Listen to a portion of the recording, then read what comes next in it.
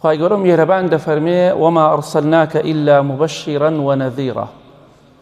ئەی پێغەمبەری خوا صلی الله عليه وسلم ئێمە تۆمان نەناردووە ئیلا وەکو کەسێک کە مزگەێنی بەهەشت بە ئیمانداران بدەی و بیشیان ترسێنی ئەوانەی کە تاوانبار و خراپن بە ئاگری دۆزەخ.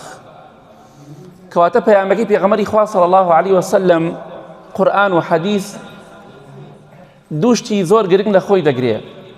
مزگێنی لەگەڵ هەڕەشە. ئیسلام تەنها ئەوە نییە، هەر ژیانی وایە. ئەمڕۆ کۆمەڵی قانون و عقوبەمان هەیە. لە قانونی عێراقیە کۆمەڵی عقوبە دانراوە، سزا دانراوە بۆ کەسێک کە یاخی بێت تاوانبار بێت. بۆیە خوای گەورە دەفەرمێ ئەی پێغەمبەری خوا صلی الله عليه وسلم ئێمە تۆمان ناردووە نەمان ناردووە ئیلا بەوە نەبێت کە مزگێنی بەهەشت بە ئیمانداران بدەیت، مزگێنی خۆش بەو کەسانە بدەی کە چاکە دەکەن.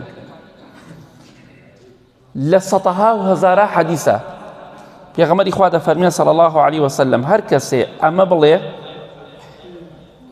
دەڕواتە بەهەشتەوە، هەر کەسێک ئەمە بکە دەڕواتە بەهەشتەوە، هەر کەسێک ئەمە بڵێ ئەمە بکات ئەهلی بەهەشتە. مزگێنی پێتراوە. پێغەمبەری خوا دەفەرمێ صلی الله عليه وسلم هەر کەسێ دەستنوێژی جوان بگرێ، دەستنوێژی جوان، پاشان بڵێ ئەشهەد ئەن لا إله إلا الله وحده لا شريك له وأشهد أن محمدا عبده ورسوله. خوای گەورە لە ڕۆژی قیامەتە هەر هەش دەرگای بەهەشتی بۆ ئەکاتەوە، لە هەر دەرگایەک لەم هەش دەرگایەوە بە ئارەزووی خۆی دەڕاتە بەهەشتەوە. أشهد أن لا إله إلا الله وحده لا شريك له وأشهد أن محمدا عبده ورسوله.